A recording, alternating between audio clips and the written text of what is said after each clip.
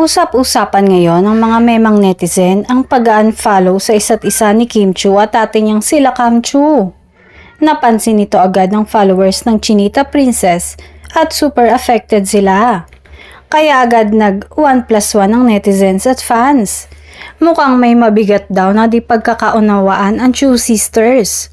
Feeling nga ng mga fans, ang tampuhan na ito ng mag-sister ang rason daw kung bakit sad ngayon si Kim. May post kasi si Kimi sa social media na mukhang malungkot ang mukha niya. Nakatingin sa malayo at may caption na, "It's been a ride lately, not the fun kind."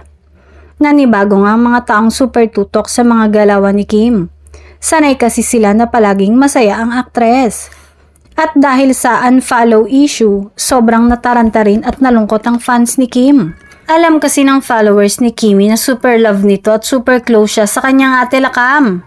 Ganon din sila Cam na kilala sa showbiz kung gaano ka-protective sa kanyang younger sister. Iisa lang ang wish ng fans, ang maayos sa madaling panahon kung ano man ang problema ng magkapatid.